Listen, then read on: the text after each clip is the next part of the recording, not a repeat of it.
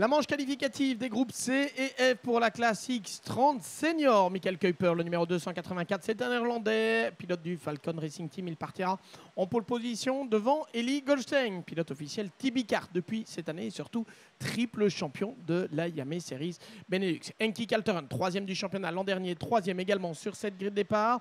À côté de lui, l'Italien Riccardo Cirelli. Nous retrouverons sur la troisième ligne Hamza Al-Fayez et le Britannique Lucas Griggs. Hamza Al-Fayez qui représente l'Arabie Saoudite. Nous avons ensuite Marcus Glum, 7e et qui est en 8e position. Eh bien, c'est le 353 Tobias Norman, le pilote danois. 5e ligne pour Mathis Merskov, le rookie belge, débutant belge, et le japonais Yuta Suzuki. De kwalificatiereeks voor de groep CNF in de senior class. Dus met een Nederlander, Michael Kuiper, nummer 284 als poleman voor Eli Goldstein. Leider in het kampioenschap en triple kampioen in de Yamaha Series Benelux. Hij is ook de kampioen in de Yamaha Euro Series. Eli Goldstein zal vanaf de tweede positie starten. Enki Calteron is op de derde positie op de startgrid. Dan hebben wij Riccardo Cirelli, de Italiaanse piloot. Hamza Al-Fayez, nummer 291. Hij komt uit Jordania. Sorry, het is niet Saudi-Arabië, maar Jordania. Hamza Al-Fayez, vijfde positie. Lucas Griggs, de Brit, is zesde. Marcus Glum, zevende plaats. Achtste positie voor Tobias Norman. Negende plaats voor Mathis Merskov. En tiende positie voor Yuta Suzuki. Dit is dus de startgrid voor de Yamaha Series Benelux, vierde ronde, kwalificatiereeks van de groepen C en F hier op de karting gang. Voilà, on est au quatrième rendez-vous de la Yamaha Series Benelux. Avec cette manche qualificative des groupes C et F.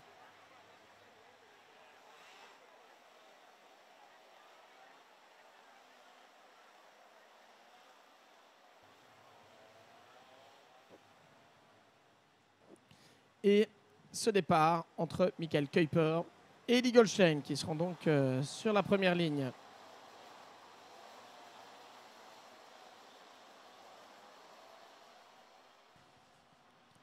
Attention, ça va être chaud, hein, le premier virage, c'est parti.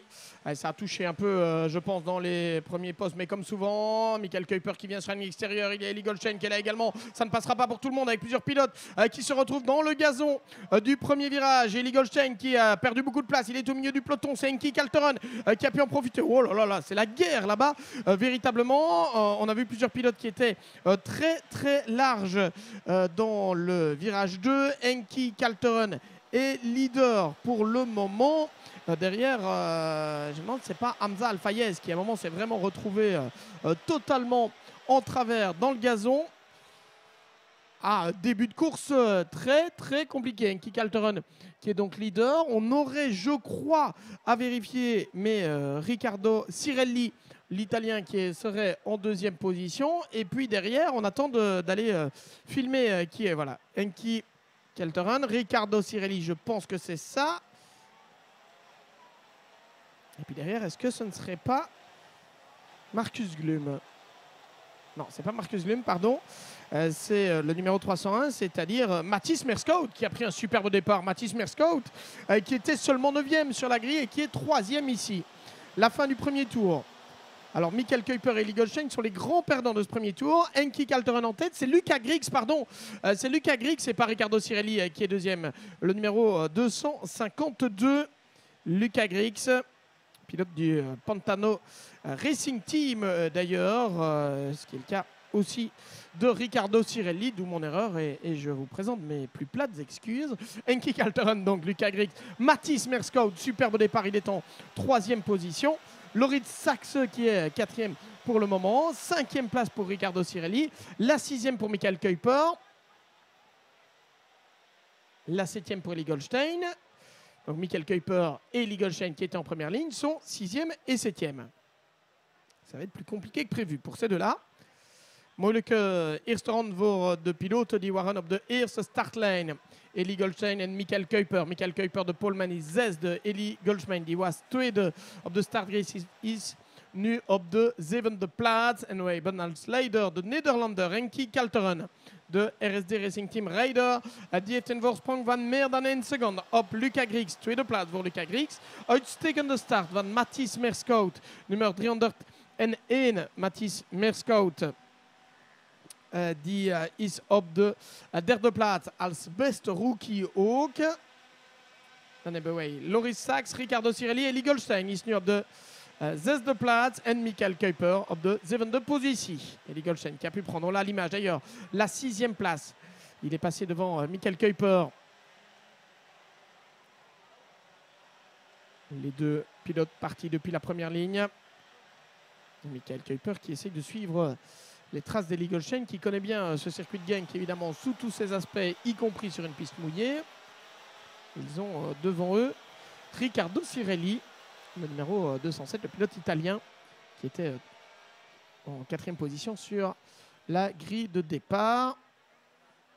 C'est son équipier, Luca Griggs, qui a pu tirer les marrons du feu. Luca Griggs qui partait 6e.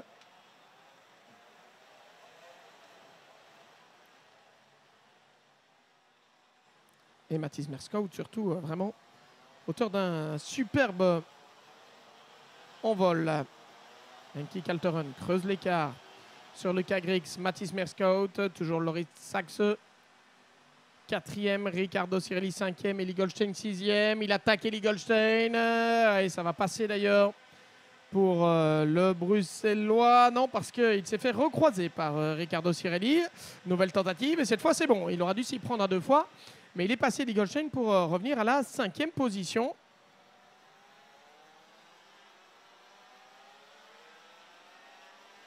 Il faut vraiment parvenir à aller chercher l'adhérence dans des conditions parfois très difficiles. Eli Goldstein qui est le champion en titre dans la Yamaha Euro Series également, même si cette année ça se passe un peu moins bien pour le pilote belge.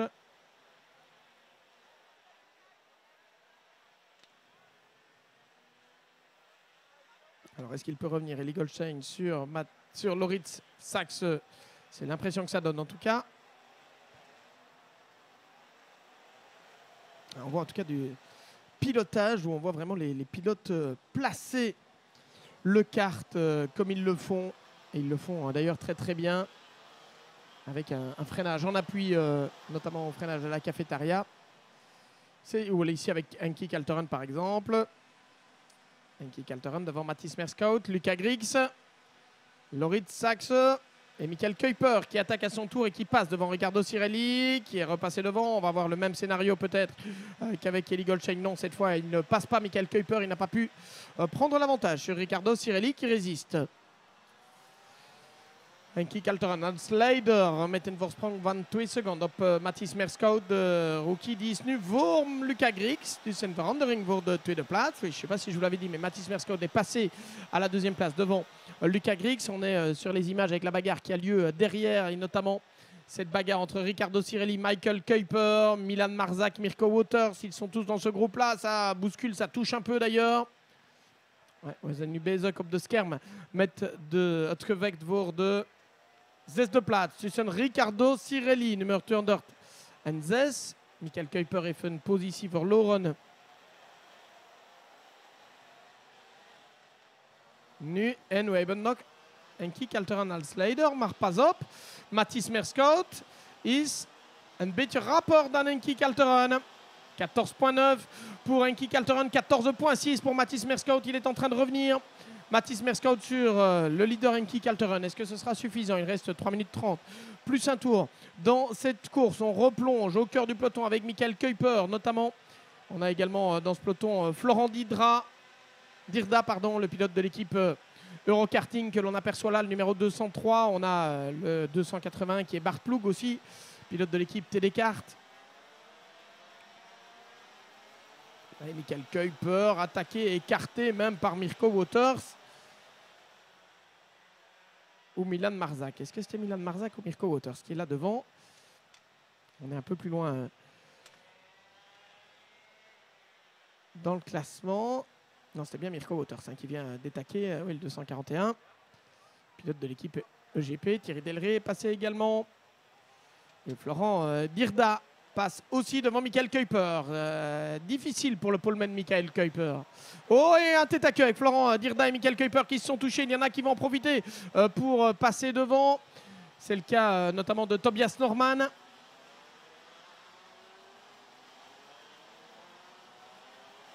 Ça glisse de tous les côtés pour le moment dans cette manche qualificative sous la pluie. Une pluie que l'on n'attendait pas vraiment, il faut bien le dire. Henki Kalteren en tête, 2 secondes 2 d'avance. Il a repris ses distances par rapport à Mathis Merskout. 2 secondes. Adverskill tussen Henki Kalteren, de leider, en Mathis Merskout op de tweede plaats. 2,2. Het is een beetje groter, dus een grotere verschil dan in de voorlaatste ronde. Ja, het is een goede management van Henki Kalteren. Nog minder dan 2 minuten plus een ronde voor de geblokte vlakte. Eli Goldstein, die had zijn 2 eerste reeksen gewonnen, zal waarschijnlijk niet deze reeks winnen, maar misschien kan hij de 4e plaats aan Loris Saxen nemen. Eli Goldstein qui avait gagné ses 2 premières manches qualificatives. Ça va être difficile pour lui d'aller chercher une nouvelle victoire, c'est même complètement impossible. Par contre, on a bien l'impression qu'il pourrait éventuellement, Eli Goldstein, aller chercher cette 4e place de Loris Sax.